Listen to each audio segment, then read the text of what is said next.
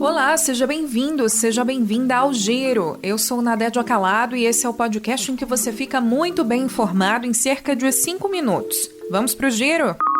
A gente abre essa edição falando da execução de um ex-delegado pioneiro na atuação contra o PCC em São Paulo. É com Guilherme Marconi. O ex-delegado-geral da Polícia Civil de São Paulo, Rui Ferraz Fontes, havia feito um alerta semanas antes de ser executado em Praia Grande. Em entrevista à CBN e ao jornal O Globo, ele disse que o PCC deixou de ser um grupo de apoio a presos para se tornar uma organização em que só os chefes enriquecem. Fontes também revelou que vivia sem proteção do Estado e que temia pela própria vida na Baixada Santista, considerada reduto da facção.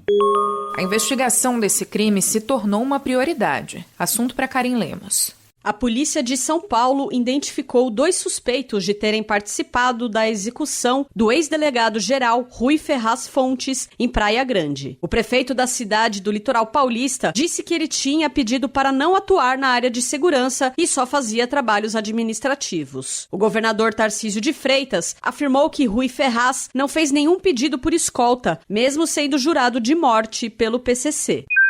A capital federal também se movimenta em torno do crime. Gabriela Echenique.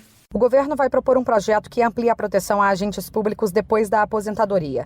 Ex-delegado de São Paulo, assassinado a tiros, disse há poucos dias que não tinha nenhuma proteção do Estado.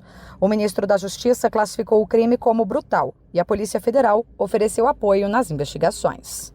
A gente volta já. Depois da condenação pela trama golpista, Jair Bolsonaro recebeu outra sentença, dessa vez por racismo. Felipe Igreja. O Tribunal Regional Federal da 4ª Região condenou o ex-presidente Jair Bolsonaro a pagar uma indenização de R$1 milhão por danos morais coletivos por ter proferido ofensas racistas contra uma pessoa negra em 2021. Na época, ainda como presidente da República, ele comparou o cabelo de um apoiador a um criatório de barata. A defesa dele tentou minimizar as declarações, mas a Justiça entendeu que houve ofensa e prática do chamado racismo recreativo. O ex-presidente ainda pode recorrer da sentença. O ex-presidente passou mal nesta terça-feira. Informação com Isa Staciarini. 48 horas depois de passar por um procedimento para retirar lesões na pele, Bolsonaro foi internado na tarde desta terça-feira com crise de soluço, vômito e pressão baixa e passou a noite de terça para quarta-feira. A situação de emergência fez com que a defesa não informasse antes ao STF. O Supremo prevê que, em casos de urgência, o preso em regime domiciliar pode ir ao hospital desde que apresente relatório médico em 24 horas. O que foi feito. Bolsonaro cumpre prisão domiciliar e foi condenado na semana passada a 27 anos de prisão por ter sido líder da trama golpista.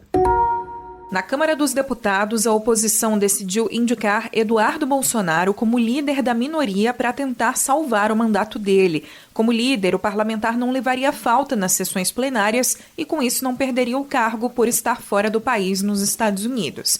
A medida depende de aprovação do presidente da Casa, Hugo Mota. O governo brasileiro segue na expectativa pela liberação para comparecer à Assembleia Geral da ONU nos Estados Unidos. Raíssa Cerdeira. Há uma semana da Assembleia Geral da ONU nos Estados Unidos, o chanceler Mauro Vieira negou que o atraso na liberação de vistos para autoridades brasileiras, entre elas o ministro da Saúde Alexandre Padilha, será um impasse. O ministro das Relações Exteriores participou nesta terça-feira da cerimônia de assinatura de um acordo entre o Mercosul e a Associação Europeia de Livre Comércio, a EFTA, no Rio. Durante o evento, Vieira reforçou a intenção do governo brasileiro em concluir as negociações do bloco sul-americano com a União Europeia até dezembro. Um comitê de investigação contratado pela ONU apontou nesta terça que Israel comete genocídio na faixa de Gaza. O país nega as acusações. O grupo é formado por juristas e investigadores convocados pelo Conselho de Direitos Humanos da ONU para apurar os ataques no enclave palestino.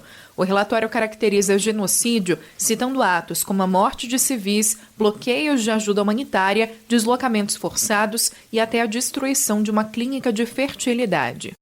Outro destaque do dia são os dados do desemprego. Ana Paula Jaume. O desemprego no Brasil caiu para 5,6% no trimestre que terminou em julho deste ano. O percentual é o menor dos últimos 13 anos, quando o levantamento teve início. O número de pessoas empregadas também bateu recorde, assim como o contingente de trabalhadores com carteira assinada. Os dados foram divulgados nesta terça-feira pelo IBGE, que atribuiu o resultado ao bom momento do mercado de trabalho com a queda na subutilização da mão de obra. Para saber mais sobre as notícias que você ouviu aqui, acesse cbn.globo.com ou o app da CBN. Tá gostando do nosso giro? Por favor, segue a gente no Spotify e dá 5 estrelas.